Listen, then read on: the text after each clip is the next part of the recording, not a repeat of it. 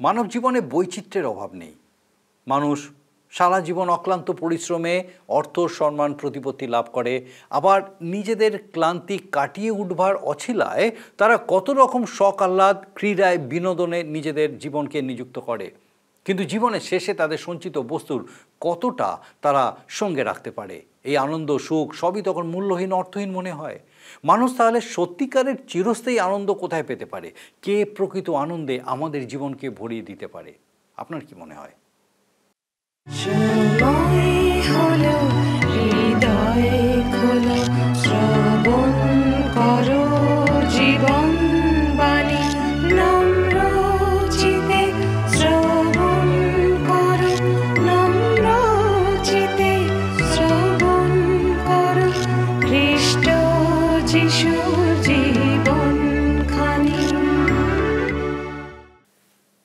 নমস্কার, প্রভু যীশু খ্রিস্টের মধুর নামে জীবনবাণী অনুষ্ঠানে আপনাকে স্বাগত জানাই।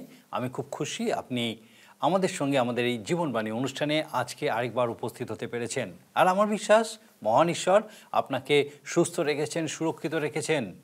একই সঙ্গে আমার বিশ্বাস এই অনুষ্ঠান, ঈশ্বরের বাক্যের এই ধারাবাহিক আলোচনা বিশেষভাবে আপনার জীবনে কাজ করছে। আর আপনাকে অনেক ধন্যবাদ যে আপনার মতামত আপনি আমাদেরকে নিয়মিতভাবে জানাচ্ছেন।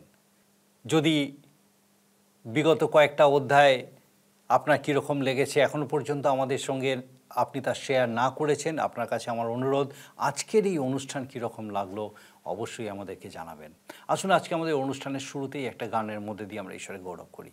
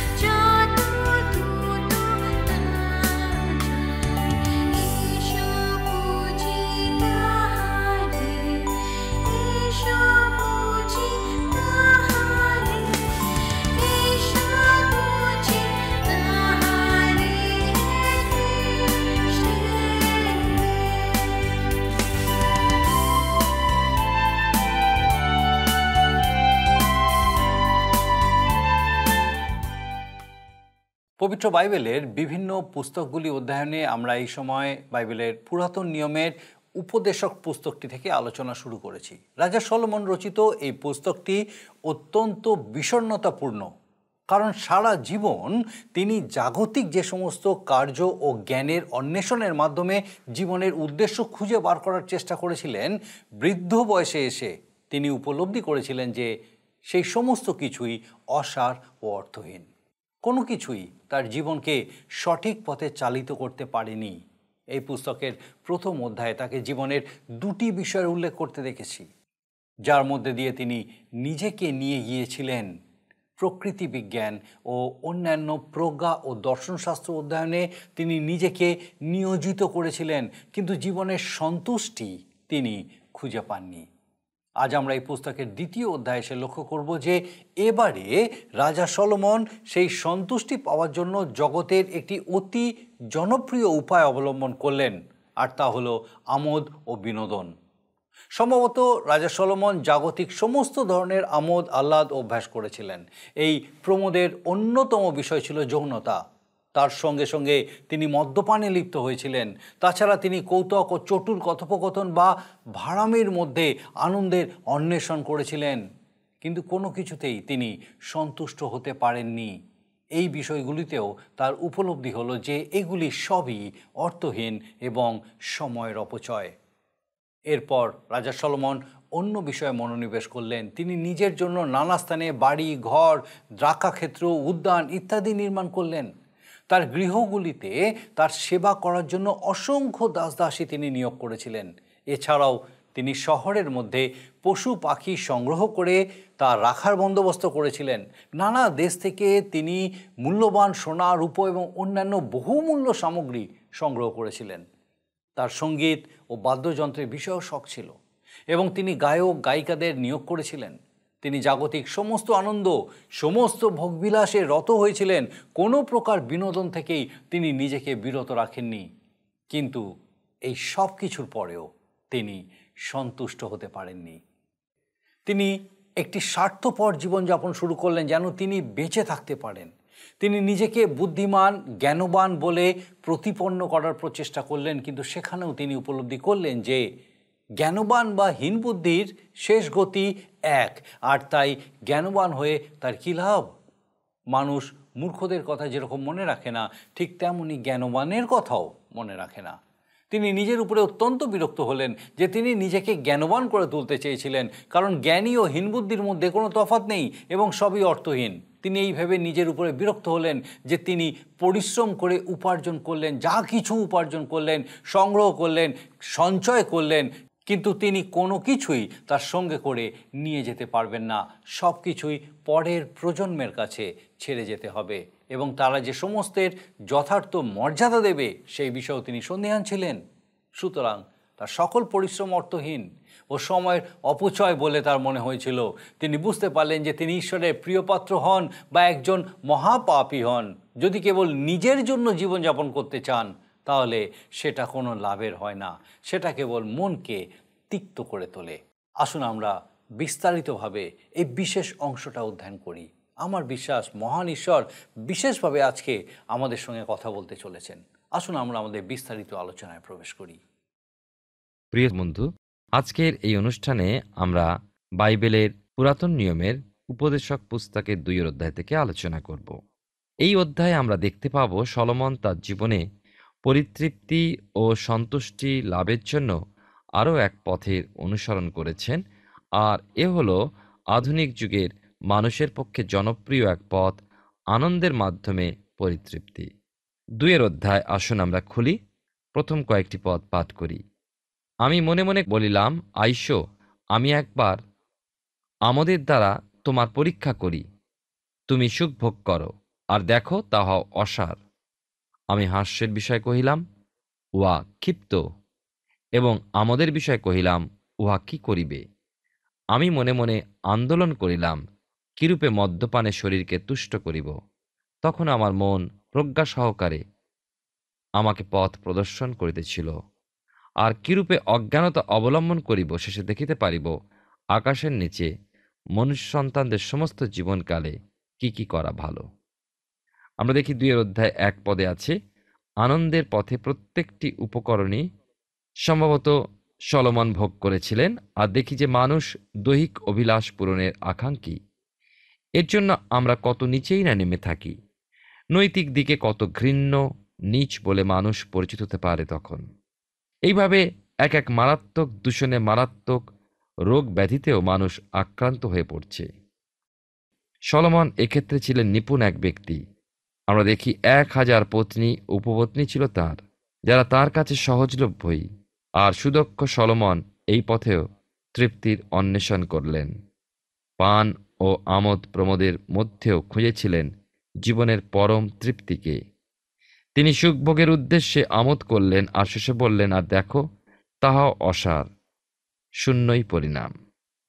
প্রহসন ও হাস্য পরিহাসের মধ্যে অংশগ্রহণকারী হয়েও তাঁর জীবনে সন্তুষ্টি লাভ করতে পারলেন না। সেখানেও সিদ্ধান্তে এলেন, উহা ক্ষিপ্ত, উহা কি করিবে, অর্থাৎ তাহাও অসার, কোনোই ফলদায়ক নয়।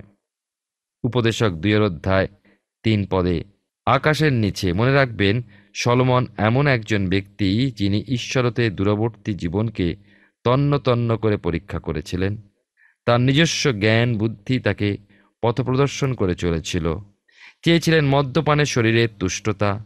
এ ব্যতিরেক নানা অজ্ঞানতার পথগুলো অবলম্বন করে চললেন।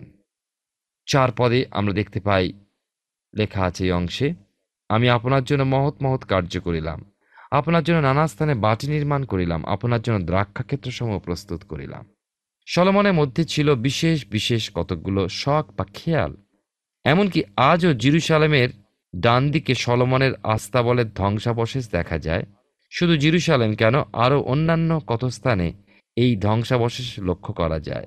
মাগিদ্দোতে ভ্রমণকারীদের পথপ্রদর্শক আপনাকে দেখাতে পারেন সেই অশ্বগণের জাপপাত্র।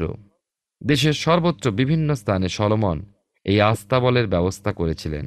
মসির ব্যবস্থা অনুযায়ী একজন রাজার প্রচুর ঘোড়া রাখা নিষিদ্ধ হিসাবে গণ্য হলেও সলোমন প্রচুর এই অশ্ব বা ঘোড়া পালনের বন্দোবস্ত করেছিলেন। 2 অধ্যায় উপদেশক পুস্তকে 5 এবং 6 পদে দেখি সলোমন জলসেচনেরও সুব্যবস্থা রেখেছিলেন। 7 পদে দেখি এখানে লেখা আছে, আমি অনেক দাস দাসী ক্রয় করিলাম এবং আমার গৃহ দাসগণ জন্মিল। আমার পূর্বে জেরুসালেমে যাহারা ছিলেন সেই সকল হইতে আমার গোমেশাদি পশুধন অধিক ছিল। হতে পারে আপনার মনে প্রশ্ন জাগে কিভাবে তিনি এত ব্যয়বহুল কার্য সাধন করতে সমর্থ হয়েছিলেন। শুনুন, তিনি তার সময় স্বর্ণ সঞ্চয় করেছিলেন, ব্যয় করণার্থে প্রচুর অর্থ সম্পদ তাঁর ছিল। তাই জীবনের স্বাচ্ছন্দ্যের নিমিত্তে বিলাস বসনের উদ্দেশ্যে প্রচুর ব্যয়সাপেক্ষ পদক্ষেপগুলো গ্রহণ করতে পারতেন। আর জানা যায় যে হরমোন গিরিচূড়া হতে যে তুষারপাত ঘটত, গ্রীষ্মের দিনে তা হতেই শীতল পানীয়ের ব্যবস্থা করার বন্দোবস্ত তিনি করেছিলেন। আমি মনে করি সলোমন একটা মানুষের জীবনযাপনের উদ্দেশ্যে ব্যবহৃত সমস্ত আনন্দোপকরণের জন্য সচেষ্ট হয়েছিলেন। আর আজ তাহলে আধুনিক যুগের মানুষের এমন কিছু সাধন করা বাঞ্ছনীয় যা সলোমন করেননি। 2 অধ্যায় 8 পদে পাই, যাবতীয় ধন সঞ্চয়, যাবতীয় বাদ্যযন্ত্রগুলোর জ্ঞান অধিকার ইত্যাদির মধ্যে তিনি জীবনযাপন করেছেন। 9 এবং 10 পদে পাই যে সলোমন দেখলেন অথচ পেলেন না এমন কিছুই রাখেননি। তিনি যা দেখেছেন, অন্তরে যা কিছুই বাসনা করেছেন, সে সমস্তই তিনি লাভ করেছেন। কোনো কিছু ভোগ হতে নিজের হৃদয়কে বিরত রাখতেন না। এই জগতের দিকে যখনই তিনি দৃষ্টি ফেলেছেন, তার অধিকারে নেই এমন কিছুই দেখতে পেলেন না। আপনি হয়তো মনে ভাববেন সমস্ত মানুষ সেই অবস্থায় এলে তবে সুখী হবে, কিন্তু আমার মনে হয় তা হবে না। মানুষ যতই লাভ করুক না কেন, তার পরিতৃপ্তি নেই। কারণ লক্ষ্য করেছি আত্মহত্যাজনিত যে মৃত্যুগুলো, তার মধ্যে অধিকাংশ ধনী সম্প্রদায়, অর্থাৎ তারা সেই একই সিদ্ধান্তে এসে জীবনে উপনীত হয়েছে যা সলোমন স্বীকার করেছেন। আর দেখো, সে সকলই অসার ও বায়ুভক্ষণ মাত্র। সূর্যের নিচে কিছুই লাভ নাই। সলোমন তার জীবনে আনন্দ ও সুখ লাভের জন্য সমস্ত উপকরণের প্রত্যেকটি গ্রহণ করেছেন, সঞ্চয় করেছেন, ভোগ করেছেন, তবু জীবনের পরম পাওয়া হতে বঞ্চিতই রয়ে গিয়েছিলেন। আমরা লক্ষ্য করেছি যে পার্থিব যাবতীয় বিষয়ের অধিকারী হয়েও মানুষ জীবনে তৃপ্ত হতে পারে না। তাই মহান সমৃদ্ধশালী জ্ঞানী রাজা সলোমন তার জীবনের সমস্ত পার্থিব বিষয়ের অধিকারী হয়েও পূর্ণ সন্তুষ্ট হতে পারেননি। তাই এক আশ্চর্য বিবৃতি রাখলেন উপসংহারে উপদেশক তার 2 অধ্যায় 11 পদে, পরে আমার হস্ত যে সকল কার্য করিত, যে পরিশ্রমে আমি পরিশ্রান্ত হইতাম, সে সমস্তের প্রতি দৃষ্টিপাত করিলাম, আর দেখো, সে সকলই অসার ও বায়ুভক্ষণ মাত্র। সূর্যের নিচে কিছুই লাভ নাই। সকলই অসার ও বায়ুভক্ষণ মাত্র। সকল কিছুর অধীশ্বর হয়েও তার মুখে এই স্বীকারোক্তি। আজও বহু লোকের জীবনে এই একই স্বীকারোক্তি, জীবন শূন্য। জীবনের পরম পাওয়া হতে তারা দূরবর্তী রয়ে যান। বিজ্ঞান, প্রজ্ঞা ও দর্শন, আনন্দ, এ সমস্ত ক্ষেত্রের মাধ্যমে সলোমন পরীক্ষা চালিয়ে গিয়েছিলেন। জীবন যেন শূন্যতাতেই ভরে ছিল। সলোমন আরেকটি পরীক্ষা করেছিলেন যা আমরা দেখি 2 অধ্যায় 12 পদে, পরে আমি প্রজ্ঞা এবং ক্ষিপ্রতা ও অজ্ঞানতা দেখিতে প্রবৃত্ত হইলাম। কারণ যে ব্যক্তি রাজার পশ্চাতে আসিবে, সে কি করিবে? পূর্বে যাহা করা গিয়াছিল তাহাই মাত্র। এ হলো বর্তমানের জন্য বেঁচে থাকা। জীবন এখানে এবং এখন, এই হলো বস্তুতান্ত্রিক ধারণা। নিজের জন্য বাঁচা, স্বার্থ চেষ্টা করা। সলোমন যা করেছিলেন তার অধিক লাভ করে জীবনকে সুখী করার চেষ্টা আর কে করতে পারে? সলোমন তো সমস্তই ভোগ করে হতাশা প্রকাশ করেছেন। তাঁর স্বীকারোক্তি, পূর্বে যাহা করা গিয়াছিল তাহাই মাত্র, শুধুই একঘেয়েমি। উপদেশক তার 2 অধ্যায় 13 পদে আমরা দেখি যে মূর্খ হওয়া অপেক্ষা বরং জ্ঞানী হওয়া ভালো, অজ্ঞান হওয়া অপেক্ষা শিক্ষিত হওয়া ভালো। উপদেশক তার 2 অধ্যায় 14 পদে দেখি, জ্ঞানবানের মস্তকেই চক্ষু থাকে। শৈশবে আমার পিতামাতা, শিক্ষক শিক্ষিকাদের কাছে শুনতাম একটা কথা, যা তারা আমাকে বলতেন, তোমার মন, তোমার মাথা ও তোমার চোখ দুটো ব্যবহার করো। এ হলো তাই যা সলোমন বলেছেন, অর্থাৎ একজন জ্ঞানী ব্যক্তি তার মাথা ও চোখকে ব্যবহার করে, কিন্তু হীন বুদ্ধি অন্ধকারে ভ্রমণ করে। তথাপি আমি জানিলাম যে সকলেরই এক দশা ঘটে। অর্থাৎ আপনি যতই নিজেকে তৎপর ও বুদ্ধিমান মনে করুন, মূর্খ অজ্ঞান হতে কিন্তু আপনি অধিক দূরে নয় জানবেন। কারণ আপনাদের দুজনের গতি এক, লক্ষ্য এক, দুজনেরই পরিণাম এক। উপদেশক 2 অধ্যায় 15 পদে লেখা আছে। এই অংশে, তখন আমি মনে মনে বলিলাম, হীন বুদ্ধির প্রতি যাহা ঘটে তাহাই তো আমার প্রতি ঘটে, তবে আমি কি নিমিত্ত অধিক জ্ঞানবান হইলাম? পরে আমি মনে মনে বলিলাম, ইহাও অসার। বুদ্ধিমান ও তৎপর ব্যক্তিটি আর একটা পথে চলতে থাকবে, কিন্তু সলোমন বলছেন, হীন বুদ্ধি মূর্খের জীবনে যে পরিণাম, জ্ঞানবানের জীবনে যদি সেই একই পরিণতি, তাহলে জ্ঞানী হওয়ার আর সার্থকতা কোথায়? অতএব পরে আমি মনে মনে বলিলাম, ইহাও অসার। আশ্চর্যের বিষয় এই যে আধুনিক জীবনযাত্রায় মানুষ তার অত্যাশ্চর্য আবিষ্কৃত বিষয়, বৈজ্ঞানিক উন্নতি, নানা শিক্ষা ও যুক্তি সাথে নিয়েও তার জীবনকে দীর্ঘায়ু সম্পন্ন করে তুলতে পারছে না।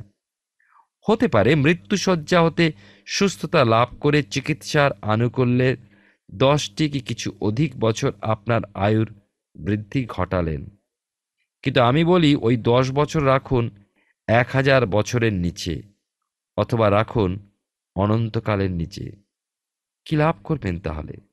দেখবেন অনন্তকালের ঘড়িতে আপনি একটা সেকেন্ডও লাভ করতে পারেননি। বাস্তবে কি, মানুষ ইহজীবনে যতই সঞ্চয় করুক, যতই উপভোগ করুক, পরম তৃপ্তি লাভ করতে পারে না। 16 পদে আমরা দেখি, হীন বুদ্ধি ও জ্ঞানী উভয়েরই পরিণতি এক। আপনি শিক্ষিত, উচ্চশিক্ষিত, আপনি ঐশ্বর্যশালী, বিখ্যাত, কিন্তু একটা জিনিস মনে রাখবেন, আপনার মৃত্যু হতে সে সমস্ত আপনাকে উদ্ধার করতে পারে না। মৃত্যু যখন আপনার আমার জন্য নির্ধারিত, তা আসবে। উপদেশক তার 2 অধ্যায় 17 পদে লেখা আছে, সুতরাং আমি জীবনে বিরক্ত হইলাম, কেননা সূর্যের নিচে কৃত কার্য আমার ক্লেশদায়ক বোধ হইল, কারণ সকলই অসার ও বায়ু ভক্ষণ মাত্র। আমি আবার বলছি, অসার অর্থাৎ শূন্য, যার কিছু সার নেই। শূন্য, অর্থহীন, উদ্দেশ্যবিহীন সূর্যের নিতকৃত সকল কার্যে কি লাভ? দৃষ্টান্তস্বরূপ বলা যায়, এক ভদ্রলোক, তিনি কাজ করতেন একটি রাসায়নিক পরীক্ষাগারে। সেখানে তিনি ইলেকট্রিক লাইটের বাল্বকে সম্প্রসারিত করতেন, আর রেকর্ডিংয়ের যন্ত্রপাতিগুলো তিনি ঠিক করতেন। তার কাজকর্ম ছিল একেবারে নিখুঁত, অথচ অন্যান্য সাধারণ আর 5টা মানুষের মতোই তিনি মারা গেলেন। ইহজীবনে তার উত্তম কার্যসাধনের জন্য তিনি কি ভালো কিছু লাভ করলেন? না, মৃত্যুর আগে শুধু অনিদ্রা ও একঘেয়েমির এক অবস্থায় এসে পৌঁছেছিলেন। 2 অধ্যায় 18 পদে আমরা দেখি, এখানে লেখা আছে, সূর্যের নিচে আমি যে পরিশ্রমে পরিশ্রান্ত হইতাম, আমার সেই সমস্ত পরিশ্রমে বিরক্ত হইলাম, কেননা আমার পরবর্তী ব্যক্তির জন্য তাহা রাখিয়া যাইতে হইবে। এমন অনেক ব্যক্তি রয়েছেন যারা সারা জীবন শুধু কাজ করেছেন এবং সুখ স্বাচ্ছন্দ্যের জীবন অতিবাহিত করতে কিছু পুণ্যস্বরূপ চেয়েছেন, উপার্জিত অর্থের এক অংশ কোনো সংস্থায় দান করতে। ওই সংস্থাগুলো প্রকৃতই সেবাকারী কিনা তার হদিশ জানেননি। সলোমনকে দেখি এমন সমস্যার সম্মুখীন হতে। প্রথম রাজা তার 12 অধ্যায় আমাদেরকে বলছে কি ঘটেছিল। রাজা সলোমন তার সন্তানদের হাতে রাজ্য ছেড়ে গেলেন, আর পুত্রের মূর্খতার অধ্যতের দরুন রাজ্য বিভক্ত হয়ে গিয়েছিল। কি শোচনীয় পরিণতি, তাই নয় কি? 19 পদে এবার আসি। 2 অধ্যায় 19 পদে লেখা আছে, আর সে জ্ঞানবান হইবে কি হীন বুদ্ধি হইবে তাহা কে জানে? কিন্তু আমি সূর্যের নিচে যে শ্রমে পরিশ্রম করিয়া জ্ঞান দেখাইতাম, সেই সকল পরিশ্রমের ফলাধিকারী সে হইবে, ইহাও অসার। সলোমন দেখেছিলেন কোনো কাজ করার জন্য সময় অতিবাহিত করা অপচয় বই আর কিছুই নয়। ক্লেশদায়ক পরিশ্রমের ফল এখানেই ফিরিয়ে দিয়ে যেতে হয়, এ যেন মূর্খতা বা অজ্ঞানতারই নামান্তর। 20 পদে দেখুন লেখা আছে এখানে, অতএব সূর্যের নিচে আমি যে পরিশ্রমে পরিশ্রান্ত হইতাম, ফিরিয়া আমার সেই সমস্ত পরিশ্রমের বিষয় আপন হৃদয়কে নিরাশ হইতে দিলাম। এখানে লক্ষ্য করুন, এও সূর্যের নিচে, এ হলো ঈশ্বর হতে দূরবর্তী থাকাকালীন এক দৃষ্টিভঙ্গি। ইফিসীয় তার 2 অধ্যায় 6 পদে বর্ণিত খ্রিস্ট যিশুর সঙ্গে স্বর্গীয় স্থানে অধিষ্ঠিত ঈশ্বরের সন্তানের দৃষ্টিভঙ্গি নয়, সূর্যের নিচে বাসকারী জাগতিক মনোভাবাপন্ন মানুষের দুঃখবাদী দৃষ্টিভঙ্গির প্রকাশ এখানে সলোমনের মাধ্যমে প্রকট হয়ে উঠেছে। 21 এবং 22 পদে লেখা আছে, কেননা এক ব্যক্তির পরিশ্রম প্রজ্ঞা, বিদ্যা ও কৌশল সহযুক্ত, তথাপি যে ব্যক্তি সে বিষয়ে পরিশ্রম করে নাই, তাহাকে তাহার অধিকার বলিয়া তাহা দিয়া যাইতে হয়। ইহা অসার বড় মন্দ। তবে সূর্যের নিচে মনুষ্য যে সকল পরিশ্রমে ও হৃদয়ের উদ্বেগে পরিশ্রান্ত হয়, তাহাতে তাহার কি ফল দর্শে? সূর্যের নিচে দেখা যায় আরও এক অসার ও মন্দ বিষয়। পরিশ্রমে পরিশ্রান্ত ব্যক্তির প্রজ্ঞা, বিদ্যা, কৌশল সহযুক্ত কর্মের ফল এমন ব্যক্তির জন্য রেখে যেতে হয় যে কোনো পরিশ্রমই করল না। এ কত না যুক্তিহীন। 23 পদে দেখি লেখা আছে, কেননা তাহার সমস্ত দিন ব্যথাযুক্ত এবং তাহার কষ্ট মনস্তাপজনক, রাত্রিতেও তাহার হৃদয় বিশ্রাম পায় না, ইহাও অসার। এ সমস্তের প্রতিকার কিছু করা যায় না। সলোমন দেখেছেন মানুষ নিরুপায়। এখানেও অসারতা, এখানেও শূন্যতা। 24 থেকে 26 পদে দেখি, ভোজন পান করা এবং নিজ পরিশ্রমের মধ্যে প্রাণকে সুখ ভোগ করানো ব্যতীত আর মঙ্গল মানুষের হয় না। ইহাও আমি দেখিলাম যে তাহা ঈশ্বরের হস্ত হইতে হয়, আর আমা হইতে কে অধিক ভোজন করিতে কিংবা অধিক সুখ ভোগ করিতে পারে? বস্তুত যে ব্যক্তি ঈশ্বরের প্রীতিজনক, তাহাকে তিনি প্রজ্ঞা, বিদ্যা ও আনন্দ দেন, কিন্তু পাপীকে কষ্ট দেন, যেন সে ঈশ্বরের প্রীতিজনক ব্যক্তিকে দিবার জন্য ধন সংগ্রহ ও সঞ্চয় করে। ইহাও অসার ও বায়ুভক্ষণ মাত্র।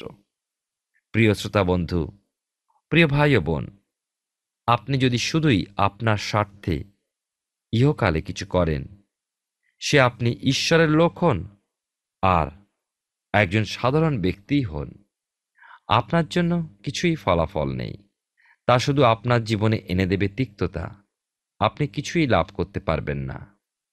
পরিশেষে আপনার জীবন শূন্যতায় ভরে উঠবে। তাই আপনি আমি যাই করি, প্রভুর জন্য, ঈশ্বরের রাজ্যের জন্য, স্বর্গরাজ্যের জন্য, অনন্ত রাজ্যের জন্য আমরা করি। আজকে পৃথিবীতে মানুষ কত বিষয় নিয়ে ব্যস্ত, কত বিষয় নিয়ে চিন্তিত। যেমন রাজা সলোমন কত না কিছু করেছেন, কিন্তু জীবনের শেষে সব কিছুকে অসার বলে তিনি দেখেছিলেন। আমাদের জীবনেও সমস্ত ব্যস্ততা, পরিশ্রম, সমস্ত উপার্জন ব্যর্থ হয়ে যাবে যদি অনন্তের জন্য আমরা কিছু সঞ্চয় না করি। এই পৃথিবীতে আমাদের জীবনকে বাঁচিয়ে রাখার জন্য আমরা কত চেষ্টা করি, কত অর্থ ব্যয় করি, সত্যি তা অনন্তের তুলনায় কতটুকু? কিছুই নয়। মানুষ অনন্তের কথা কিছুই ভাবে না, ভাবে এই জগতই সব। কিন্তু না, বাইবেল বলে মৃত্যুর পরে জীবনও আছে, আর ঈশ্বর তার প্রিয়পুত্র প্রভু যিশুর মধ্যে দিয়ে সেই জীবন আমাদেরকে দান করতে পারেন। প্রভু যিশু আমাদের পাপের জন্য প্রায়শ্চিত্ত সাধন করেছেন কালভেরি ক্রুশিতে, তার রক্ত আমাদের সমস্ত পাপ থেকে সূচি করে।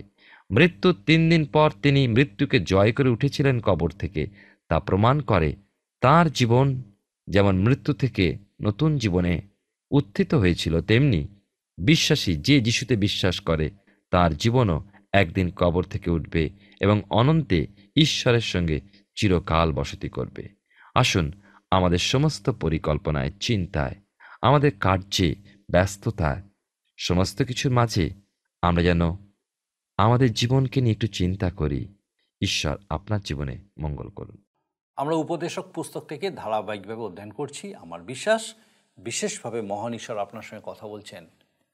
উপদেশক পুস্তকটি অধ্যয়ন করতে করতে উপলব্ধি করছি যে রাজা সলোমন তার জীবনের শেষে এসে অত্যন্ত হতাশ হয়ে পড়েছিলেন।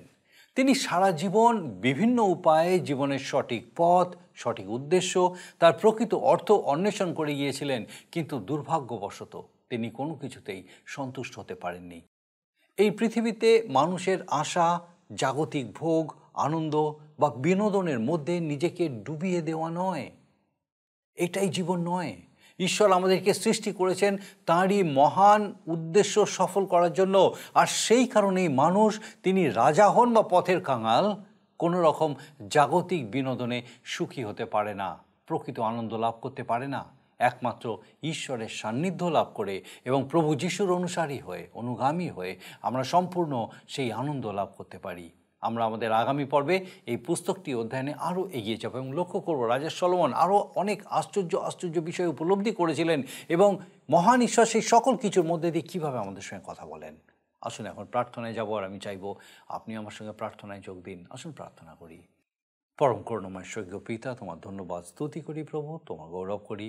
তুমি আমাদের সহায় সবর্তী ঈশ্বর। ধন্যবাদ দিই পিতা গো, এই মুহূর্ত পর্যন্ত আমাদের সঙ্গে সঙ্গে আছো।